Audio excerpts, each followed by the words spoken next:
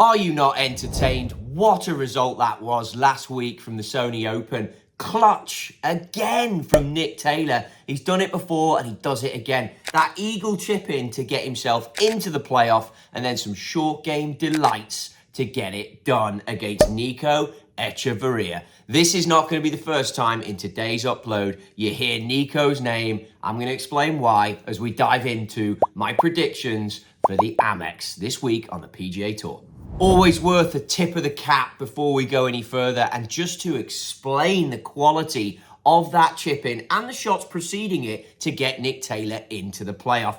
As you look down at his clipped data, now clipped is going to measure the performance of shot quality. How good are each and every individual shot? In addition to that, an absolutely perfect shot, if the severity of difficulty is up there and high enough, is going to be 200. So Nick's chip in, which of course was only 20 yards, so the severity and how hard we can rank this shot does come down a little bit, but still it went in the hole and it gave him 198 on shot quality. Sadly, clip doesn't take into the moment, the situation, the importance of the shot. For myself, I'm giving him those extra 2 points. He's scoring and getting into the 200 club. But the shot prior from the fairway, 250 out, hits it into the rough. That's a 128 golf shot, and the tee shot that he banged down there at 308, 124. But you didn't come here today to hear about how great Nick Taylor is. You came here to get your picks and your predictions for the Amex.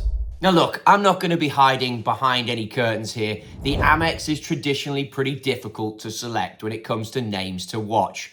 Xander Schauffele, he's withdrawn literally last night. I have no idea why. I hope it wasn't an accident with a knife and a turkey. Chances are we're through the holiday season and he's not getting on the Scotty Scheffler injury train. Xander, I wish you all the best. You were going to be my number one pick for the week. Reason being, his game is trending. It's working so great. It holds up so awesome. How can you leave the guy out? He puts absolute lights out and his world ranking is currently legit. I mentioned Echeverria before. You have to look at him as a player. He is the form horse right now. The Colombian already has 2 PGA titles under his belt. He lost in a playoff, as we know, at Sony last week, which was the second time he's finished runner-up in his last 6 events. You cannot look beyond a player that is in hot form like that. And that's what Clipped is going to do for you. His shot quality, so his overall game right now, is at 106. Everything's green, everything's trending, it's going the right ways. As you get each category of your game trending, it's hard to ignore you.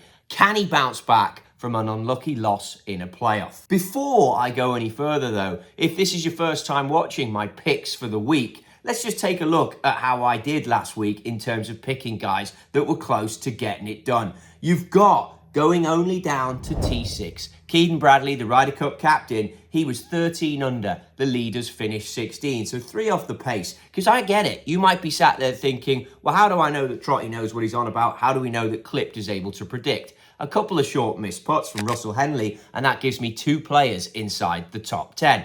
As I look at the former week's top 10, yes, I'm picking Echeverria. I think it's a good shout. But another one that I like, and as I've looked at his data this morning, is going to be Harry Hall. The guy's been playing really well. He finished with a 69, which is only 1 under at Waialae Country Club. But in terms of where he finished the event, he crept himself into the top 10, and I feel like he's been doing well. As we look at his player quality in his heat map, he's 104 overall with a 107 off the tee. Now, again, when you get into the Coachella Valley and you play this golf course in Palm Springs, Palm Desert area, it's going to be all about who can putt great. You need to get hot on the greens. It's the perfect area to test drivers. Some of the players getting into the field, they work hard on their woods because you're at sea level and there's no real air issues in terms of, is it thin air? Is the ball going to be flying further? Are we elevation? There's none of that funky stuff going on. And of course, because you're in that natural bowl, you're going to have hardly any wind. So it's a great place to test. So you do want players who've come in there and they're maybe not focused on doing that and they're focused on the event.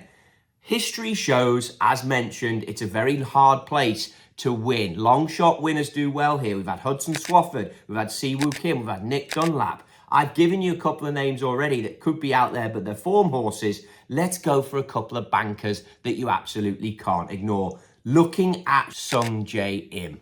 So his player quality right now is 107, but his driving is 114. So that's really high. Remember that 100 is going to be your tour average. So anytime you're peaking up, certainly over 110, that means you're in a great place. His approach plays 105, his short game's 109. These boys don't miss many greens. And his putting is holding a solid line at 103. He makes a lot of birdies. It's going to be crucial. At the Sentry in 2024, which was the Tournament of Champions, he made 34 birdies in 72 holes. That's only been beaten recently by Hideki Matsuyama. So this guy can make birdies. He's not scared to get after it and chase. So he'd be one that I'd absolutely look at. Another player whose name pops up as I look at the heat map and form is going to be Justin Thomas. He's a 106 player quality. Again, great score. But can he hold it together with the putter? We know he gets a bit streaky. I've already told you about this golf courses that you play here in the desert. You're going to need to be good with the putter, which is why I favour Sungjae over JT. But that then leads you as you look deeper into the clip data. And remember, this is something that you can do for your game. You can track your own game, really get into the details as to what to work on. It's all there in the App Store and it's down in the description.